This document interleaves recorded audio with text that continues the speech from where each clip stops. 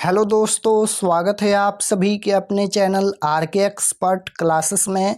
तो कैसे हैं आप सभी? आई होप कि आप लोग अच्छे होंगे और अपने अपने क्लास 10th के स्टडी में लगे होंगे। तो अभी की इस क्लास में क्लास 10th के लिए 26 जून त्रैमासिक परीक्षा के लिए हम लोग हिंदी के सब्जेक्टिव क्वेश्चन आंसर देखेंगे अभी की इस क्लास में। तो आप लोग क्लास को पूरा वॉच कीजिएगा। हिंदी का हम ऑब्जेक्टिव क्वेश्चन बता दिए हैं।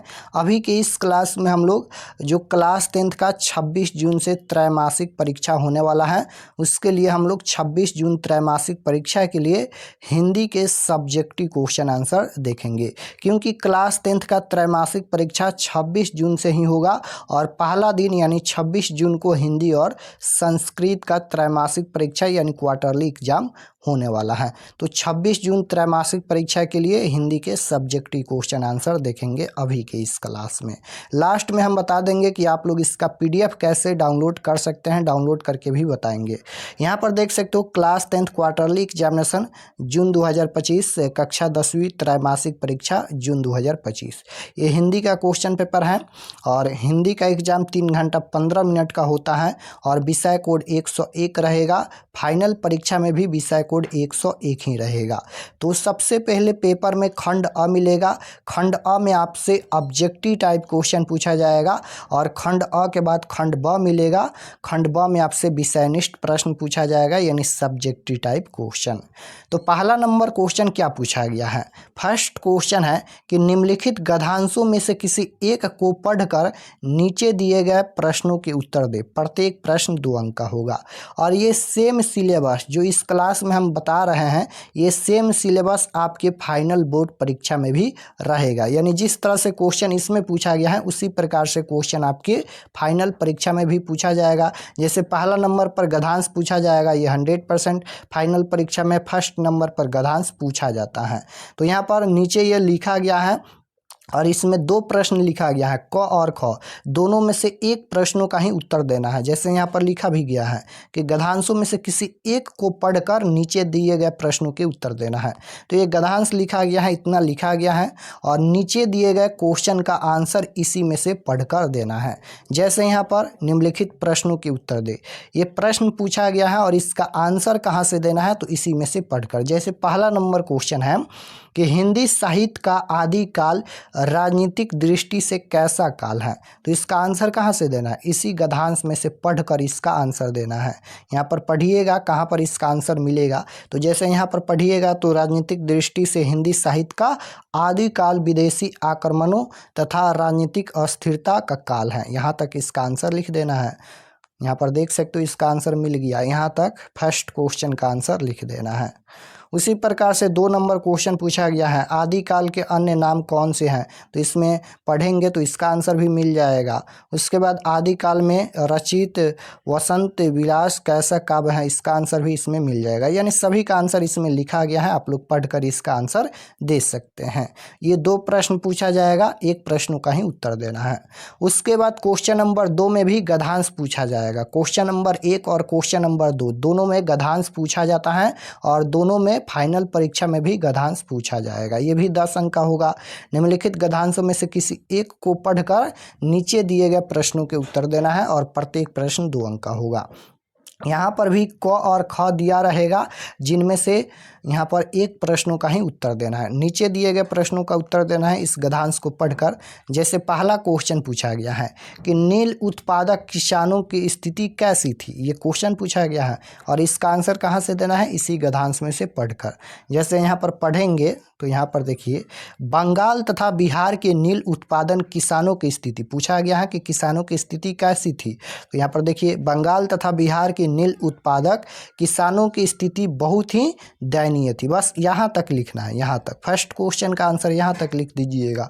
पूछा गया था कि स्थिति कैसी थी, तो बंगाल तथा बिहार के नील उत्पादक किसानों की स्थिति बहुत ही दयनीय थी। यहाँ तक लिख देना है फर्स्ट क्वेश्चन का आंसर। फिर यहाँ पर 2 नंबर क्वेश्चन में देखिए पूछा गया है, किसान नील की खेती क्यों नहीं करना चाहते थे। इसका आंसर भी पढ़ेंगे यहाँ पर, क्यों नहीं करना चाहते थे। तो यहाँ पर आगे पढ़िए कहाँ पर इसका आंसर मिलेगा।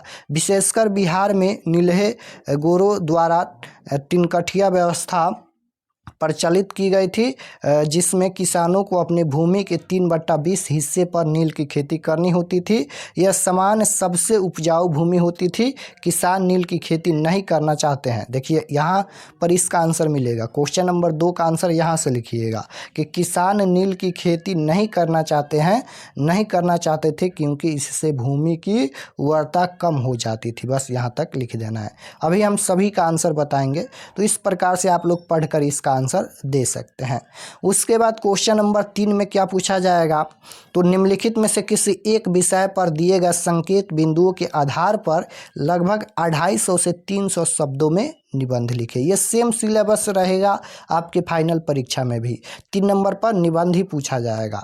250 से 300 शब्दों में यहाँ पर निबंध लिखना है और ये 10 अंक का होगा। यहाँ पर देख सकते हो, जैसे क नंबर 26 जनवरी यानी गणतंत्र दिवस पर निबंध लिखना है, राष्ट्रीय एकता पर निबंध लिखना है, किसी एक पर ही निबंध लिखना है। तो इसका आंसर हम बताएंगे 26 जनवरी पर।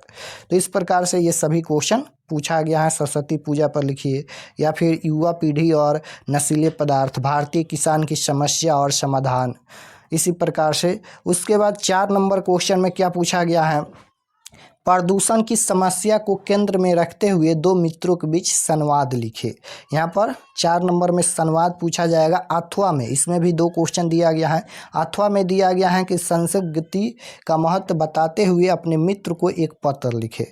पत्र लिखिएगा या फिर यहाँ पर संवाद लिखना है, दोनों में से एक का ही उत्तर देना है। उसके बाद 5 नंबर क्वेश्चन में यहाँ पर देखिए, ये बुक से क्वेश्चन पूछा जाएगा कि निम्नलिखित प्रश्नों में से किन्हीं 5 प्रश्नों के उत्तर लगभग 20 से 30 शब्दों में दे। जैसे आप लोग हिंदी का क्लास 10 हिंदी का गोधली भाग 2 पढ़ते हैं, हिंदी का बुक, उसी से ये क्वेश्चन पूछा गया है। जैसे क नंबर क्वेश्चन है कि श्रम विभाजन कैसे समाज की आवश्यकता है, ये चैप्टर नंबर 1 से प्रश्न पूछा गया है, श्रम विभाजन और जाति प्रथा से। गुर्जर प्रतिहार कौन थे, लेखक ने नाया सिकंदर किसे कहा और क्यों। भारत माता कविता में भारत के किस रूप का उल्लेख है, जनता की भूखी टेढ़ी होने पर क्या होता है। उसके बाद है हमारी नींद कविता का संदेश क्या है, मंगू को अस्पताल ले जाने के समय माँ की स्थिति कैसी थी, बड़े अस्पताल के डॉक्टरों ने पपाती को किस रोग से ग्रस्त बताया। इस प्रकार से ये क्वेश्चन पूछा गया है। 5 प्रश्नों का ही उत्तर देना है। उसके बाद 6 नंबर क्वेश्चन में पूछा गया है निम्नलिखित प्रश्न में से किसी एक प्रश्न का उत्तर दे। यहाँ पर भी 2 प्रश्न दिया गया है और ये 5 अंक का होगा। दोनों में से किसी एक विषय पर ही यहाँ पर किसी एक का ही उत्तर देना है। और ये क्या पूछा गया है, तो यहाँ पर देखिए, काट कीजिए वे चुपचाप दंड स्वीकार कर लेंगे पर निर्जन अपराधी की भांति फिर छूटते ही संग पर हाजिर, इसका अभिप्राय स्पष्ट कीजिए।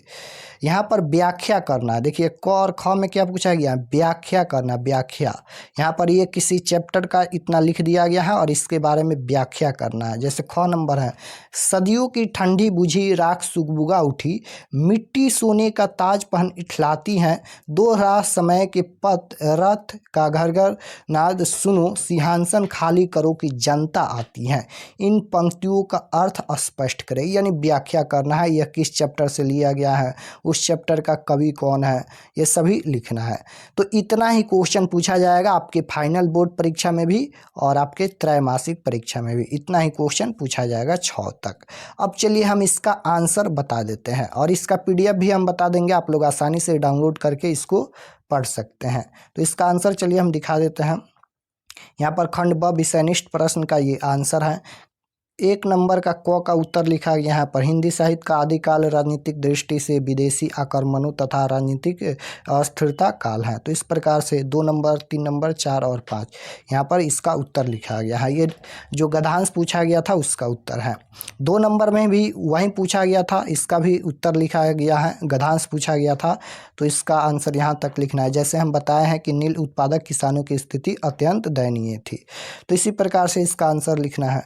उसके बाद 3 नंबर क्वेश्चन में जैसे पूछा गया था कि यहाँ पर निबंध लिखिए, तो 3 का क नंबर पर पूछा गया था 26 जनवरी यानी गणतंत्र दिवस पर निबंध लिखना है।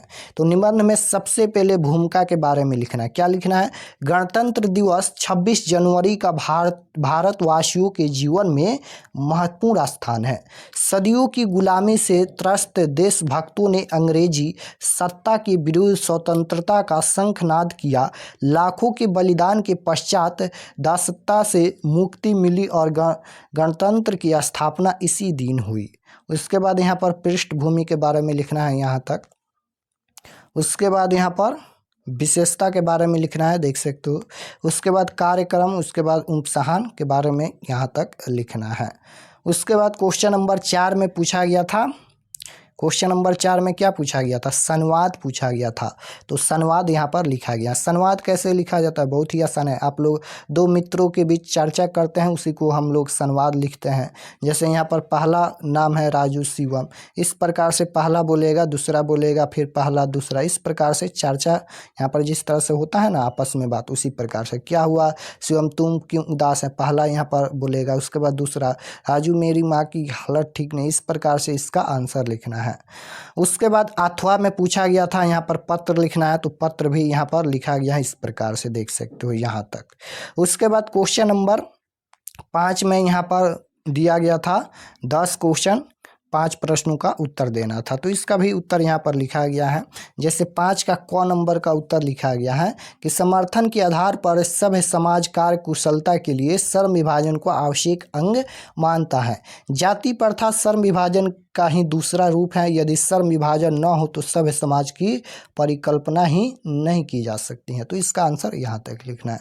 ख नंबर का उत्तर लिखा गया है, ग नंबर, ये सभी का उत्तर यहाँ पर लिखा गया है, देख सकते हो इस प्रकार से। यहाँ तक सभी का उत्तर लिखा गया है और इसमें से 5 प्रश्नों का ही उत्तर देना है। उसके बाद क्वेश्चन नंबर 6 में यहाँ पर व्याख्या करना था, तो इसका भी उत्तर लिखा गया है, देख सकते हो इस प्रकार से, देख सकते हो।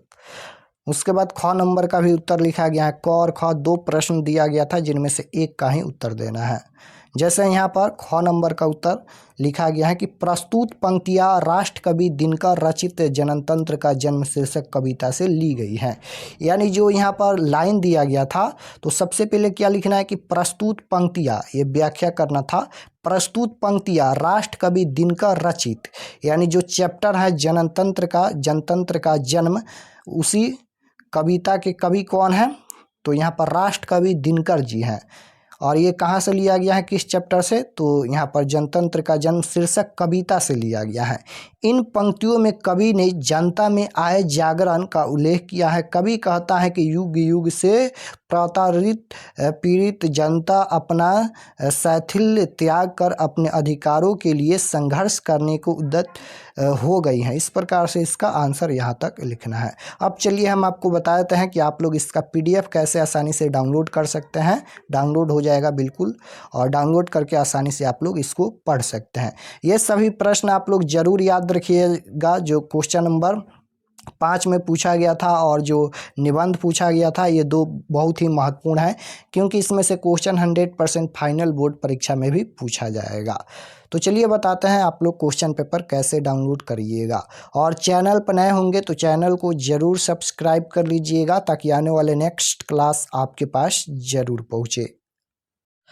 तो ऑब्जेक्टिव और subjective question answer PDF download करने के लिए गूगल पर चले आना है और आपको सर्च करना है RK एक्सपर्ट क्लासेस।